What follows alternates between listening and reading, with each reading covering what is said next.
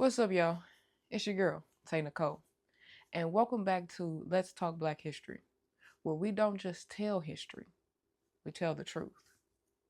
Today, we're talking about a woman whose cells changed modern medicine forever, but whose name was ignored, erased, and disrespected for decades. This is Let's Talk Black History with Tay Nicole. And her name is Henrietta Lacks. So let's start off with who was Miss Henrietta Lacks? Miss Henrietta Lacks was a black woman born in 1920 in Virginia, a wife, a mother of five, and a tobacco farmer. She lived during segregation when black patients were often treated as less than human in medical spaces. Still kind of the same today, but whatever. In 1951, Henrietta went to Johns Hopkins Hospital, one of the only hospitals that treated black patients at that time. Because she was experiencing severe pain and bleeding, the doctors discovered she had a aggressive cervical cancer. So, I know you ask yourself, aggressive cervical cancer, what does that mean? What happened to her? What happened to her cells? What happened to Miss Henrietta Lacks?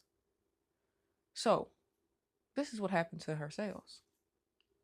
During her treatment, the doctors took samples of her cancer cells without her knowledge or even her consent. Let me reiterate that one more time. They took her cells, her cancer cells, without her permission, without her consent, and without her knowledge. Those cells did something that scientists had never seen before. They didn't die. They kept reproducing over and over. They became the first immortal human cell line known as HeLa cells, named after the first two letters of her last name. How HeLa cells changed medicine, and I do mean changed medicine. Henrietta Lacks cells helped develop polio vaccines, advanced cancer treatments. They made breakthroughs in HIV and AIDS research. They even helped with supporting in vitro fertilization, IVF, if you know it that way as well. It also helped with gene mapping, chemotherapy, and even COVID research. Her cells have been sent to space. Her cells, they've been cloned. And all in all, her cells are still alive today. Meanwhile, Henrietta died in about 1951 at just the age of 31 years old. That's crazy. So after she passed away, her family didn't know about HeLa cells for over 20 years. While pharmaceutical companies made millions, her children, well, of course, they lived in poverty, couldn't afford any health care, didn't even understand what had been taken from their mother. This wasn't just a medical breakthrough, it was medical exploitation. Henrietta wasn't treated as a resource. Henrietta was treated as a resource, not as a person. Her family should have known what they had done, but they kept it a secret. But This is why her legacy and why she matters.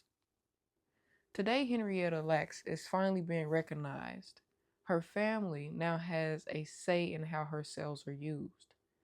But her story forces us to ask, who benefits from medical progress?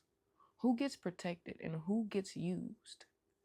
And why are Black bodies still so often at the center of unethical research?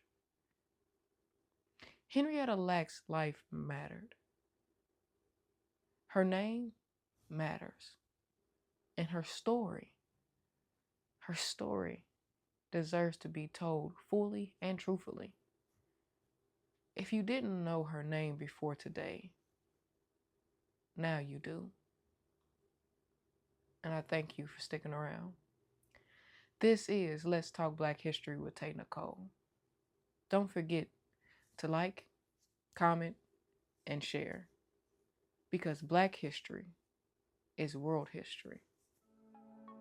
And as always, stay peaceful, stay blessed, and stay Black, baby. Peace out.